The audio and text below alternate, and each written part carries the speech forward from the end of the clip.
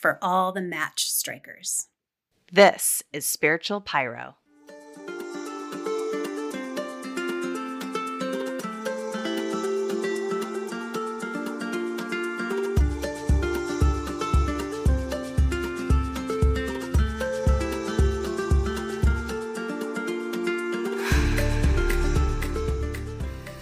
Okay, all right. Well, hi there. Hi. So I can't stop thinking about what we were talking about last episode about agency. Like just what you were saying about specifically about safety. Like I just feel like we could pull that thread and talk about that some more today because the wheels have been spinning and I'm like that idea that we can't be safe for someone else until we've learned to be safe for ourselves. That is so profound. I think that it has such far-reaching implications that we can't skip that step. So yeah, I would love to explore that a little bit more. Okay, well, I mean, honestly, can we just jump right in on that? Because what that makes me think of, and this is not in our notes, this is like what that makes me think of is benevolent patriarchy. So let's just go there, if you don't mind. Go there. Because safety and agency, right? So if we are taught that we can't trust ourselves, benevolent patriarchy says, let me take care of you. Let me protect you. You need God. You need God to protect you. You need a pastor to protect you. You need a husband to protect you. You need a father to protect you. You need somebody else outside of yourself to be safe. Right? And benevolent patriarchy is like, let me do that for you because I love you so much, right? And we get so conditioned to look to that. We're raised up. We look to our dad. We look to our uncles, our older brothers. We look to our boyfriends and then a husband. We look to a pastor. We look to God. We're told that is how we stay safe. So really from a young age, we are conditioned to think that we're not safe unless someone outside of ourselves provides us with some protection. So this idea that we could be safe in ourselves, I mean, it really is part of what upsets the system. What disrupts the system is us having the audacity to become safe at home in ourselves, right? Okay. That's fire. That's fire. That's what I'm thinking. So, yeah. Oh, that's what you're thinking. Just a casual thought for you. Yeah. Well, no, based on what you just said, that was what just immediately snapped into my mind. Yeah. I love it because it's so true. And that's the concept of benevolent patriarchy is one we have explored before in us, like in our conversations and our lives. Yeah. Obviously, we bump up against it as women all the time. We're raising daughters, we're raising sons, we're navigating how to I don't know, not protect them, but like show them a different way. And that concept was so prevalent in my experiences with religion, Christianity, and church that I didn't see the difference. Same. Yeah. It's like that it's so interwoven in the experiences that I've had. And that's not, again, blanket here, not all men, not all churches. Of course. Not all whatever, right? But like I have encountered it at such levels that I could not tell you what I couldn't separate out what was religion here, what was the benevolent patriarchy, and that messaging that you can't make it on your own. You're not safe on your own. You can't trust yourself. You can't trust your thoughts. You're too emotional. You are unpredictable. You don't have what it takes. All these things that is this underlying message, not usually so blatant as that, right? It's laced. Right. The idea of benevolent is like, it's so kind and it's loving, generous. And yes, exactly. So when you're taught that is what love feels like, and that's what love looks like, that is some pretty messed up conditioning, right? Like the amount of, even in our last conversation, our last episode, talking about phantom faith and the experience of grief after deconstruction. I mean, you're also untangling all those messages and webs because all of that was tied up in the same big thing, right? Yeah. I think, as we are moving into this conversation of, okay, what then? Like, what comes next after you have that liminal space in between setting down everything you thought you knew for sure and moving forward? How do we do that? Well, I mean, it really is that process of coming home to ourselves. And that is so fucking revolutionary for women on such a cellular level to begin to feel safe in our own bodies, which quite frankly, at a lot of time we still don't. But that sense of self being safe, it really does change everything, and not all at once. I think this really truly is part of the concept of unraveling because it is slow and it is thread by thread. And I think in our last episode, Sarah, you said sometimes deconstruction is about faith, but it's also about a lot of other things too. People can be in these deconstructive processes about things that aren't related necessarily specifically to religion. And I think that the idea of benevolent patriarchy, no matter what kind of family we come from or what kind of relationships we've been in, there's this idea that is for our own good. And we need to submit to it for our own good. And I don't know, I can't help but wonder if the idea of reconstruction, of what now, what after all of this, what now, how do we move forward, is this process of what really is for our own good.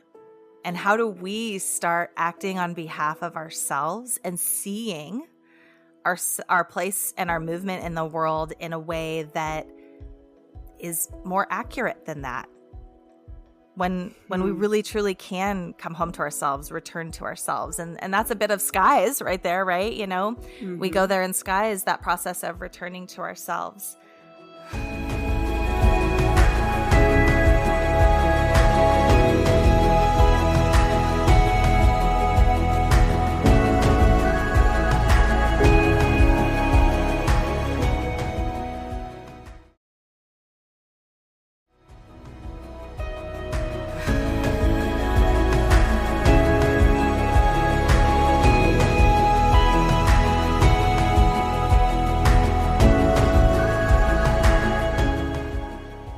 You had said something recently about how leaving religion didn't mean leaving yourself. And I want to bring us back to that, because I think this is a good time. I don't know. I just want to, I just like kind of setting you up to riff on something that you've said before. So like wind her up and let her go. Yeah. Why don't you just go on that for a second? Yeah. Well, okay.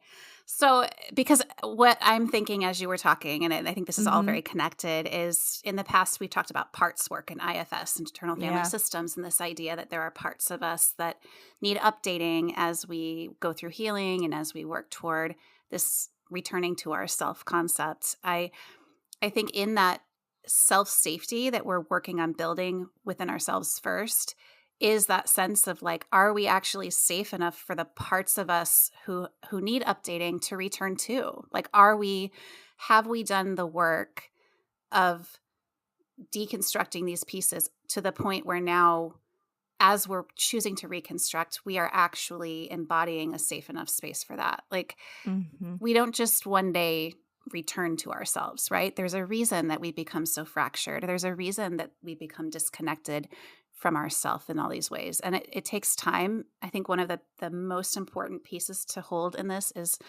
trust, right? We have to, in a lot of ways, earn back our own trust as we're considering stepping into a future that looks different, that we're choosing and that we're, actively engaging with from like a very self-led place. To do that, we have to be safe enough for ourselves. And that is, I think that takes time, and that takes trust. It takes honesty, so many things.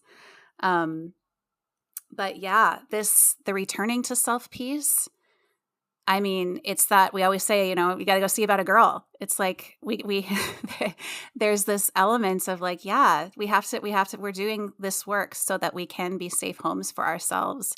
And we do a lot of that, I think, interdependently. And that's really beautiful too. It's as much as the work is ours to do, it's also beautifully communal and supportive. I mean, you and I have found that over the years, time and again, that we're responsible for our own work, but we have that with you support that from each other and from others that really is so bolstering and necessary and leads to whatever it is that we're reconstructing and building toward becomes naturally bigger than us, which I think is so beautiful. Which makes me think of, I am going to butcher the quote, so I'm just going to tell you the words and you tell me the quote, but it's the one that you said to me the other day about cathedrals and physics. Oh, okay. yeah. Do you know what I'm talking about? Okay. I mean, that feels connected. Okay. Okay. Well, yeah, I mean, because, I was just in, when I was out of town recently and went to a little bookstore and got myself a book about whales, of course. Of course you did. Of course I did. Supporting local bookstores. Love it. But anyway, I just opened up the, the very beginning of it. And there was a line that I believe was in the prologue that said, show me the difference between a cathedral and physics. And that was such a, that was such a, a gasp phrase for me to read, because immediately I was like, show me the difference between cathedrals and a slot canyon. Show me the difference between cathedrals and staring into the eye of a humpback whale calf underwater. Like, show me the difference between cathedrals and the Milky Way. Like, show me. There is no difference in my mind. And I think that is something that came from my unraveling process. And it makes me think about being soon after we came back from Thailand, I was in Sedona, and for the first time walked into the Chapel of the Holy Cross, which is very well known. It's this gorgeous little chapel that's on this, side of the Red Rock, and it is really, really simple and beautiful inside, and reminded me so much of the structure of it reminded me so much of the church that I grew up in, the Episcopal Church, with this A-frame. And anyway, it was just very sweet. But I will never forget, there was this massive painting above the candle prayer grotto where all the red votive candles were lined up, and, everyone would come in and light a candle and have their moment. And there was this giant portrait of a woman above the candles, and she was draped in this red. I mean, the colors were very red and purple and blues, and she had this very evocative stare. It was a little unnerving, and I remember thinking, "Wow, that is a bold choice to put as the main piece of art in your tiny little chapel." So much so, I was so kind of struck by it that I went to the little gift shop and bought a greeting card so that I could have it and keep it and refer to it. But it was this moment of the unexpected. And I remember feeling like it was so much more likely that was Mary the Magdalene as opposed to a Mother Mary. It was very much like this powerful sense. So anyway, I was thinking though, and then you look at the windows and it's the red rocks, and it's this really mystical, beautiful space in Sedona, and the nerve of this little chapel to put this woman at the forefront, this piece of art, it just felt so bold. It felt so it matched the boldness of the blue sky against the orange and red rusted rocks. And it was just this really powerful visual. And what's the difference? I kept thinking to myself, what is the difference of being inside in this little, beautiful little chapel and being outside under these cathedral skies? So when I read that phrase in that book, I was like, yes, everything is a cathedral. A hospital room can be a cathedral, right? Laying out under the stars can be a cathedral. It's all a cathedral. So that was really, I'm like, oh, I can't wait to get into this book. If that's how it starts, I'm in. Oh, yeah. That's incredible. I'm probably going to need to borrow that from you when you're done. It'll be one we pass around. Yeah. It's so beautiful. To me, that speaks to the idea of walking away from religion and the journey of reclaiming your spirituality. Like that walking away from a religion doesn't mean that you're walking away from that spiritual connection to like something bigger than yourself, or the understanding that everything can be a cathedral. And by that, you know, everything can be sacred. Any beautiful sacred moment can happen anywhere. And that's really speaking to, I think, this idea of being connected to something bigger or more or whatever, all different language and words for it, right? But just generally speaking, an idea that the church doesn't have the corner market on what's sacred. The church doesn't have the corner market on spirituality. And that when I think about that personally, I'm like, yeah, the spirituality element to me was true when I was 5. And it was true all through my experience of church. And it's still true now, right? Like I didn't have to leave that behind when I outgrew my religion. I didn't have to walk away from it as almost like a sacrifice. I guess I can't be spiritual if I'm not affiliated with a religion anymore. But that's like the myth. That's the lie. The reality is for you to read a line like that, for you to stand in that chapel in Sedona and look at the red rocks and look at the pews and see that everything is sacred. Everything is beautiful. I think those are really profound moments where you go, yeah, like I get to stay intact. There's no sacrificing of who we are when we go through a process like deconstruction. And as we're finding ourselves in that, like, what's next, right? Coming out of the phantom faith, the in-between, as we're back to that idea in skies of returning to ourselves after everything's fallen apart and finding who we are again. And those moments that I've had where I can at least have enough awareness when they're happening to go like almost like 1 foot in the moment, 1 foot out observing, and to recognize like, ooh, okay, like this is a significant moment. Like something that's happening right now is shifting something. Or when we're talking about returning, it's like, there she is. Like, that's true. Yes. That's true, right? That's still true. And that's still mine. And I get to keep that. And I think that's so profound. It makes me think about when you said cathedral, when you shared that quote with me, I was thinking about redwood trees and how they're, is it like a group of redwood trees is called a cathedral? I believe that that's true. Is it? Like the interconnection. Okay, I want to do a Google, but I'm not going to do it right now. I swear. I love that. Okay. Yeah, I feel like that's true. We need a fact checker. We need a fact checker. But for the sake of the moment, I'm like 99% sure that's true. You guys have a fact checker. Oh. What do you got for us? Trees. Yeah, it turns out, yes, a group of redwood trees, especially if they are growing in a circle, like around the base of a larger parent tree, is often called a cathedral. Cathedral. Obsessed. Isn't that gorgeous? Oh my gosh. Thank you for kidding that, me? Rebecca. Okay, so perfect. Okay. Right? And so there you are. And again, even just that, like, especially if they're growing in a circle, are you kidding me? The gorgeousness of that, even the symbolism of that, and the idea that like underneath the ground, there's all these interconnected roots that, feed healing to the ones that are hurting and communicate in all these languages. And I go, just because we don't understand the language doesn't mean they don't have one, right? Like the arrogance to think that there's not all kinds of communication happening just because we don't speak it. We're not fluent in cathedral redwoods doesn't mean that they're not communicating. And again, back to that idea of everything being spiritual, of anything being able to be a cathedral.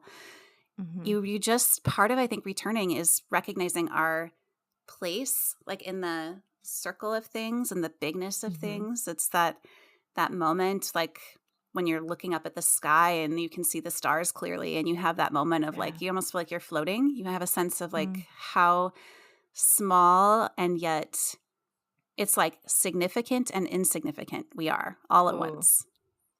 Oh, it's that overview effect that like astronauts talk about, right? When they leave the Earth's atmosphere.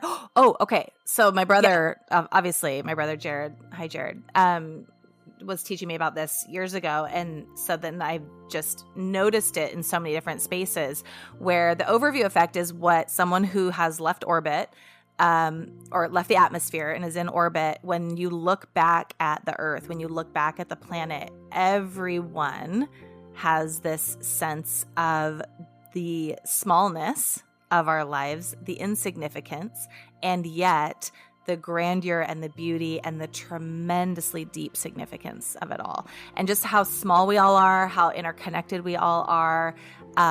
So it's that micro macro at the same time. But yeah, so from a cosmic perspective, right, that's that term, is the overview effect. And apparently it's really universal for anybody who's left the Earth's atmosphere, which I just think is really incredible to have that kind of perspective, and that it seems to be so consistent.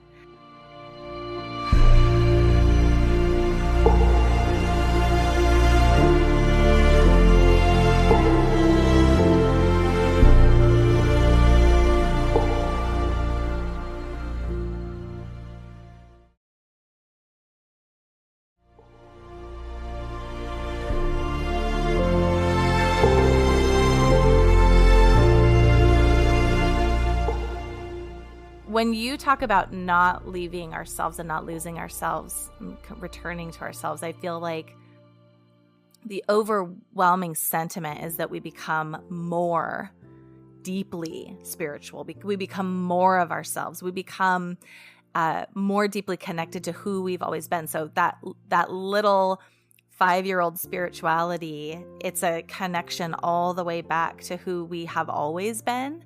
So whether it is searching, whatever it is that we're searching for me, what's true about the world, like I'm doing that all the more. I'm just not bound by doctrine anymore. Ooh. I'm Yeah. all the more I'm wondering what's true about the world. It's just bigger and broader and more expansive and more inclusive than I was once told. And so I feel like that sense of belonging to ourselves, it deepens and increases the more honest we allow ourselves to be. So not being bound by rules or, a statement of faith, like that is the most freeing thing, to be able to actually wonder what might be true about the world and what's true about love, what's true about our humanity, what's true about dignity, what's true about how we learn and how we heal. And those questions have only deepened. And yet I feel zero responsibility to determine some system of belief now. So the idea of Reconstruction is, for some people, okay, what do you believe in? That's not the interesting question to me. The more interesting question is what's true about the world in how people love each other. What's true about the world in our humanity, our shared humanity? Those questions are more interesting than what do you think about the atonement? Or what do you think about, I have thoughts about a lot of those things, right? I feel like I got a master's by proxy when Eric was going through his apologetics program at Biola all those years ago. I listened to every CD. I read so many of the books, and I think even the four of us went to a lecture together, didn't we? Yeah. Oh my gosh, that's so true. I remember that. Do you remember that? It was like a double date. That was a double date to listen to a lecture on theology. Yeah. Right? Yeah. Oh, that sounds hashtag like no fun. Taking yourself too seriously. We were trying so hard to be so good. Oh, bless our hearts. but that was the system. That was the community, right? That's what you did. Yeah, that is really funny. But I think I have opinions and I have thoughts about all those things and how, but that's no longer the conversation I'm interested in having. I no longer feel any responsibility to decide anything. I no longer feel bound to claim a certain label or identity or anything like that. I'm much more interested in how we're all trying to be human with each other. And would you say that's a direct result of what you've gone through with deconstruction? Like, is that because you have also always been searching for what's the most true and the most honest? Like that element of like knowledge and wanting to be aligned with the most true thing, right? That piece. Right. It's just that true no longer has a capital letter.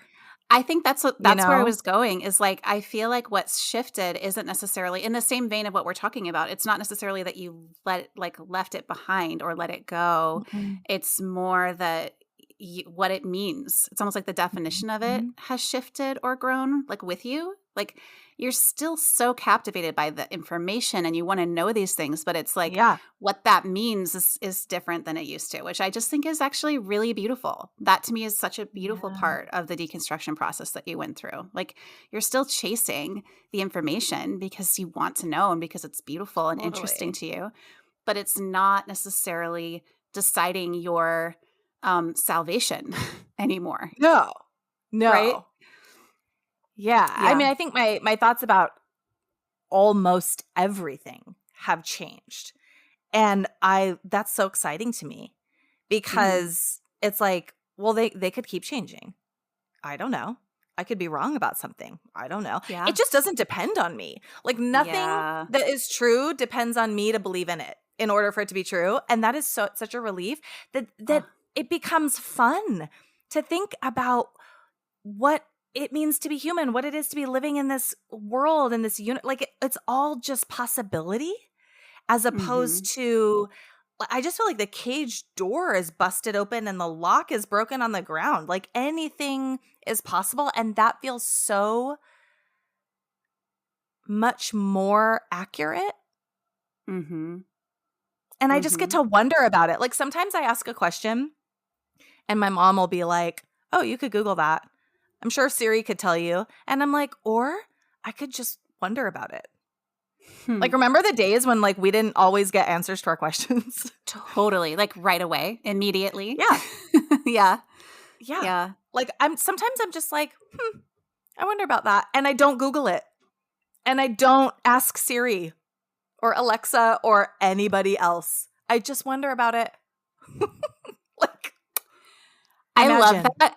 I love that. And that feels so hard. Like my little heart, my little researcher heart, my 5-wing, she's like trying not to hyperventilate. Like, but I want to know. But like, what do you mean? What do you mean? I know. Because you'd be like, I have a Google Doc on that. I will have that to you. I'm going to send it to you now, Extensive research with really chaotic notes, but the information's there. Yeah. But I do think that's really beautiful, especially coming from the place that you like, where you're bringing that, the way you're pulling that thread through this conversation. I think that is so beautiful because also it is that like micro macro. It's the is it high stakes? It's not high stakes. Not everything's so high stakes. Not everything is dependent on what we can find out about what's true or not true, or like what we can convince others about what's true or not true, right? Like that's not our job. And isn't that wonderful? Isn't that the best? I love that for us. Like it's not even our job to convince anybody listening to agree with us. Like it's you can totally disagree. Not even our job. We could be wrong. We could be so wrong. Totally be wrong. We will be. How fun there is that? How fun is that? We could be totally wrong. And it's just not like the stakes, like you said, like what if the stakes don't have to be so high? Who would you even be if the stakes didn't have to be so high all the time? Right? Imagine. Yeah. Imagine.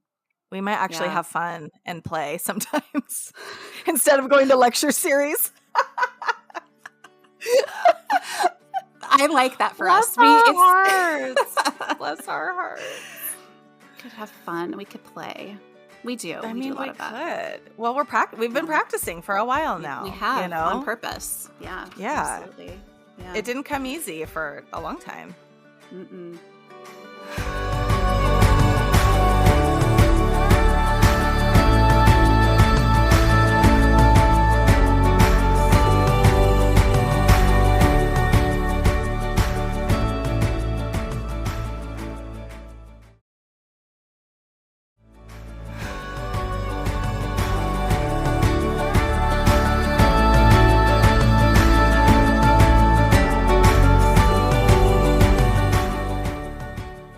have something written down that you said, and I didn't finish the note because I know that you were saying so many great things, and so I just wrote it down thinking I'll just remember, and I don't know. So I'm like putting you on the spot right now because I actually want to know where you were going with this. It's something that you said recently, and it was something like these landscapes of our soul.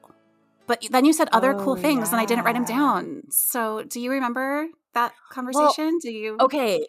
I think like when we were talking, when I was saying landscapes, it was, I had said something about Sedona, but then I was also telling you about how in that same time frame, which again was soon after moving back to the States. So everything was like really, I was just really, everything was really disorienting, right? Yeah. And we had gone on a Navajo-led tour through Antelope Canyon at the time, which if you don't know, you can only go through the slot canyons in northern Arizona on Navajo land. You can only go with a guide, which is really beautiful and important. And it was a really impactful experience. But I will never forget our guide sharing with us that the tribal name for those slot canyons is the home of the wind. And that felt so true, right? Like those canyons are literally carved by the wind and the water, right? You go to the Grand Canyon, you go to Horseshoe Bend, you go to any of the places that, everybody's Instagramming right now. Like those places, the proverb, I don't know if it's a Chinese proverb, it's attributed differently in different spaces, but as water drips through stone, right? Like the Grand Canyon as water drips through stone. So there was a space in that season where I was experiencing all of these landscapes, and it was really transforming my idea of a cathedral. And I think that's when I started talking about cathedral skies, was the idea that these and the indigenous spirituality that informs that land because of who it belongs to, the communities it belongs to, and feeling like a guest, not only on that land physically, but in that spirituality. The idea of reciprocity between us and the land, us and these landscapes. Those indigenous teachings that are so valuable and like Holly talks about, stories belong to the land, right? Those aren't my stories. I don't get to take those stories from the Navajo Nation and claim them. Those are Navajo stories, and those stories belong to that land in northern Arizona. So like understanding that and learning about that during those months and I would say really those first couple of years of being back really started to expand my idea of spirituality being the landscape of our soul.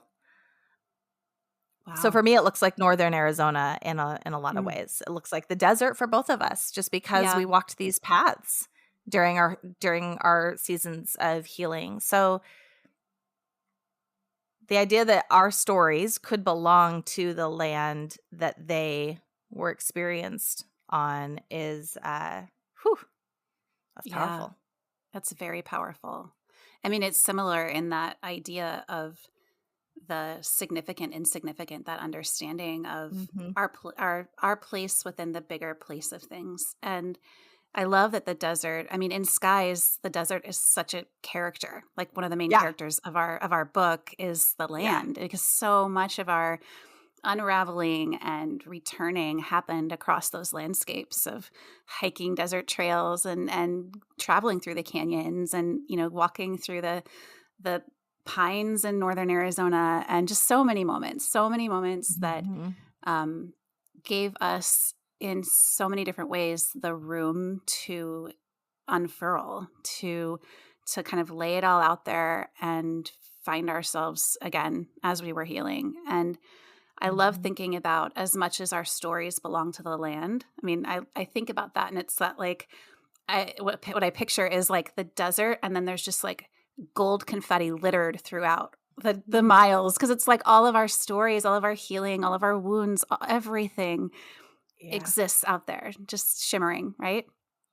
And what we're bringing into, as much as the stories live with the land, that land, what it made me think of is that landscape of our souls is like, as much as the story lives in the land lives in us and in our story. Like we carry that with us, that sense of place, that sense of belonging and connection and responsibility and interdependency, all those beautiful things that that I think before I allowed myself to walk through deconstruction, to walk through the grief, to run full speed toward my returning, I feel in so many ways so much bigger and more. And it makes me think of what our dear friend Mel says so often. She's always encouraging us toward is more of you, like be more. And it's this really beautiful, welcoming, expansive, like can't get enough, like give us more. What else you got, And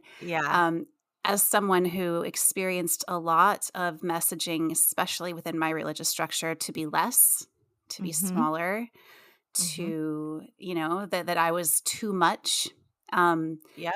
To have that invitation now to be more and to feel that, to feel as big as the whole sea, right? To feel as big as the whole desert, to feel like my story is their story, is your story, is our story. And that's a good thing, has been incredibly healing for me in this process of not only healing, but returning, like a full-hearted, fully embodied, stepping into who I am, who I've always been, and the beautiful possibility of who I can be, who we can be, that it's unknown. Speaking to what you were saying earlier, isn't that beautiful? And isn't that exciting that it's unknown and we don't know and we're going to make mistakes as we go, but what a wonderful thing to be free.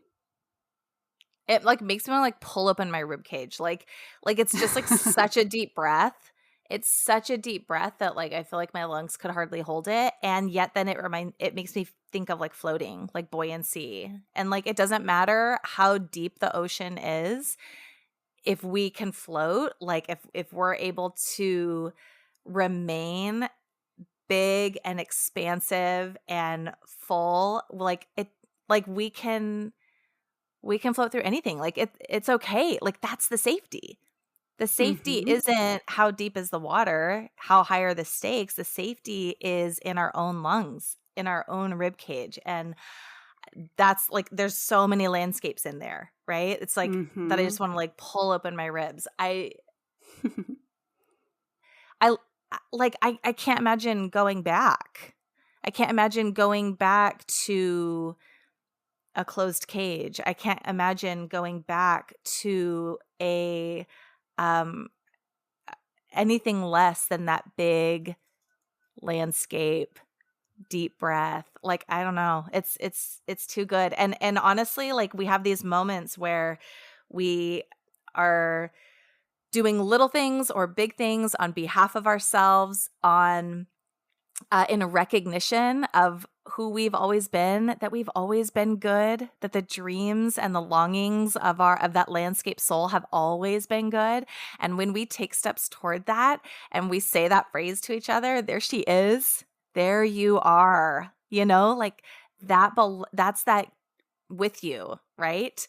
That it's that phrase that reminds us that we're seen, that we're known by one another, and that it's good. It's so deeply good.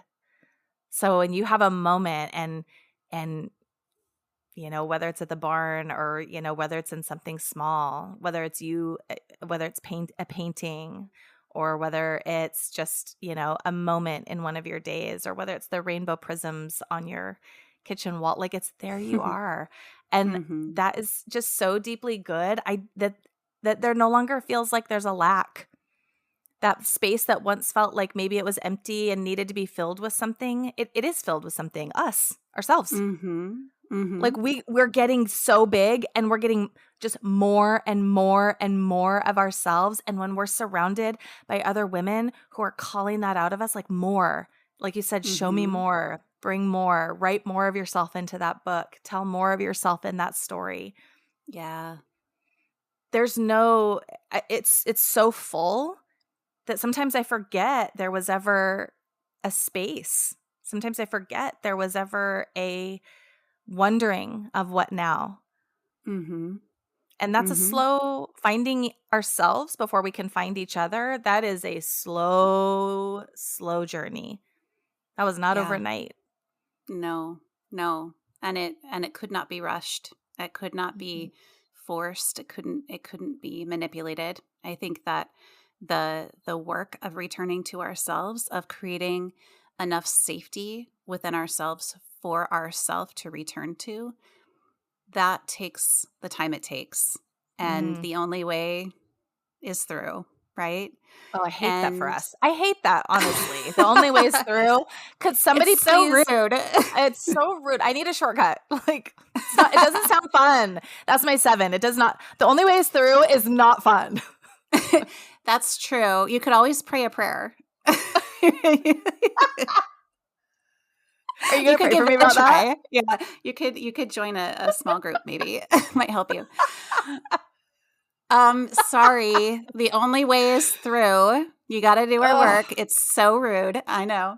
So but the thing is like, and I think Mm-hmm. this is probably where the conversation is inevitable. We're going to be having it at some point in some episode, but it's the self, find ourselves, return to ourselves before we can find our people. And that is because of a moment, like we could have a moment like our friend Mel inviting us into more, because she is also a woman who has made safety within herself for herself, right? She's safe for us and for others because of the work that she's done. And that's just the inevitability of being a person. It's just, you can't avoid it, right? And what I think we're talking about is, in many ways, when we stop fighting that and we stop trying to find shortcuts and we stop trying to opt out and we stop trying to hand over our agency and we just let ourselves float and recognize, like that phrase, we are the whole sea. It's that we don't need to be afraid of the water, right? It's that we are the water. Like we don't have to be afraid of the process. We don't have to. When we just submit to that and we sort of let go, is really the beginnings of that safety and that returning. You don't have to be in control of that. We don't have to be the boss of that, right? Yeah. And the people who are in that same flow, in that same current, doing that same work, that's how we find each other. And there's nothing better. And sometimes we find each other for a season and move on. And sometimes we find each other and we stay. Yeah. And it all belongs, right? Yep. The timeline of how and when and for how long we find each other is not always meant to be forever and ever and ever. That doesn't make it any less significant or beautiful or meaningful. It's all part of it. Yeah. I feel like that might be something we should talk about next. Yeah. I'm going to make a half note and then I'm going to ask you about it next week. And then you will remind me of what else you said that I forgot. I'm going to make a half note that this is something we should talk about.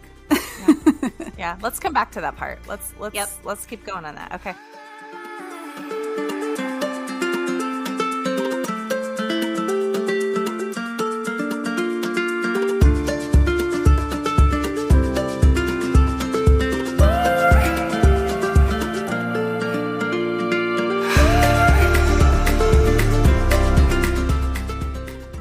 You've been listening to Spiritual Pyro with Sarah Carter and Corinne Shark on the 1C Story Network. For more information about this and all of our stories, please visit just1c.com. That's JUSTONEC.com.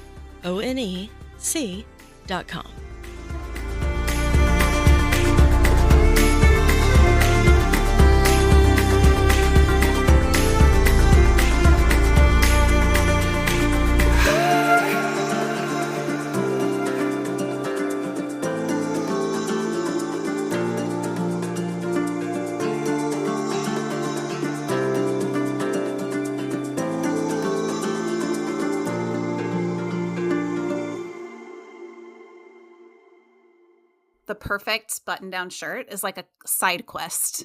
The 1C Story Network, for the love of stories.